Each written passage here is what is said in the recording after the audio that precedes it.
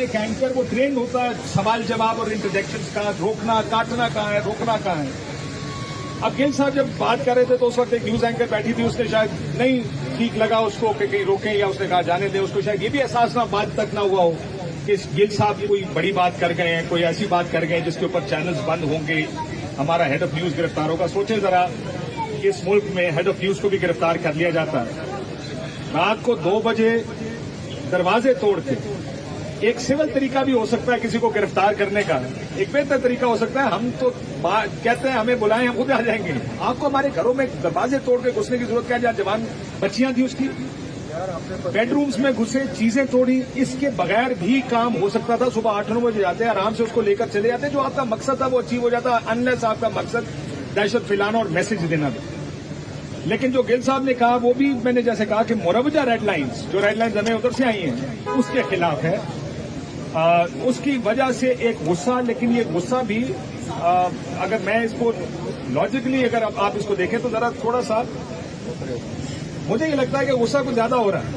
इसका मतलब ये हमने बहाना दिया या बहाने का इंतजार हो रहा था कि किस तरह ये कार्रवाई करनी है। लेकिन अनफॉर्चुनेटली अब तो हो गया।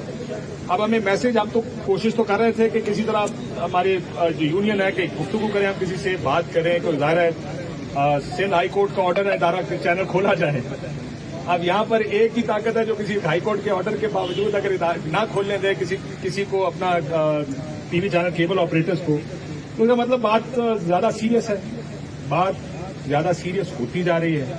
हम भी कोशिश कर रहे हैं अपनी यूनियन के जरिए। मेरा तो ख्याल है कि हमारा first line of defence union होती है, और इसकी वजह यह है कि हम तो ज़ाहिर कॉम्प्रोमाइज तो नहीं कर सकते जाके जी हम ये नहीं कहेंगे, ये नहीं करेंगे। तो यूनियन एक प्रिंसिपल लेवल के ऊपर जाके, एक असूली लेवल के ऊपर जाके बातचीत करती है कि दरअसल असूल के ऊपर हम बात कर लेते हैं, और असूल के ऊपर कोई कॉम्प्रोमाइज अगर हो जाए तो अब देखते हैं कि मामला जाके सेटल कहाँ होता है। फिलहाल तो हालात खराब है, सेटल होता नजर नहीं आ रहा कि ये सेटल होगा। लेकिन देखें, ये थोड़ा सा हुकूमत को भी सोचना चाहिए कि वो हुकूमत जो पिछले 2.5 साल 3 साल ये नारे लगाती रही है कि हम आएंगे तो इस मुल्क में आजादी सहाफत होगी, हम आएंगे तो जर्नलिस्ट आजाद होगा, इस मुल्क में फैशिज्म है। मेरे सामने वो 5 तस्वीरें हमारे दोस्तों की लगी हैं जिनके नाम FIRों में, जिनमें से एक को उठाया जा चुका, 2 मुल्क छोड़ के चले गए, और बाकी 10-10 FIR उनके खिलाफ रजिस्टर में। और वो आकर ना सिर्फ ये, पहले ये होता था, मैं माजी के कुछ सालों की बात कर रहा हूँ, 20-25 साल में जो मैंने देखा कि अगर किसी को उठाया भी जाता था, गिरफ्तार किया जाता था, तो अमूमन हुकूमतें खामोश रहती थी। ये हुकूमत आके प्रेस कॉन्फ्रेंसेस करके उसको जस्टिफाई करती है। चाहे वो इमरान रियाज खान की बारी, आपको याद होगा मलिक अहमद खान साहब ने आके उसको जस्टिफाई किया। अब आके 6:30 बजे के करीब एक गुफ्तगू होती है टीवी पर, राना सनाउल्लाह साहब की तमाम तर इन्वेस्टिगेशन अगले आधे पौने घंटे में पूरी हो चुकी होती है, और वो 7:15 बजे ARY को बंद कर देता है। इसका मतलब मकसद ARY बंद करना पहले है और किसी किस्म की इन्वेस्टिगेशन और लॉजिकल कंक्लूजन दूसरा। ये बात तो हमारे सामने कम से कम अब इन हालात को देखकर आ गई है। हम फिर भी अपने लेवल पर एक जर्नलिस्टिक कोशिश करेंगे, जब तक कर सकते हैं खड़े तो हम रहेंगे इंशाल्लाह।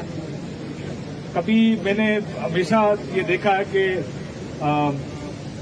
हमारे भाई लोग जो हमारे साथ यहाँ पर हैं और जो इंशाल्लाह यहीं पे या हमारे साथ खड़े हैं और खड़े रहेंगे, यही हमारा सबसे बेहतर रेमेडी हमारे पास है। हम इसके अलावा कुछ नहीं कर सकते, और हम देखते भी अपनी यूनियंस की तरफ है, अपने जर्नलिस्ट भाइयों की तरफ देखते हैं कि जब भी मुश्किल हो, किसी को भी मुश्किल हो, तो हमारी ये ख्वाहिश होती है और हमें एक शायद कनेक्शंस होती हैं कि ये हैं वो लोग जो हमारे साथ खड़े होंगे। किसी और की जरूरत बाद में आती है। इनका बहुत बहुत शुक्रिया जो सारे यहाँ पर आए हैं। एक दफा फिर ग्रेटिट्यूड अगेन, और सरप्राइज नहीं हूं क्योंकि आपने हमेशा ये काम किया। Thank you very much. बहुत शुक्रिया।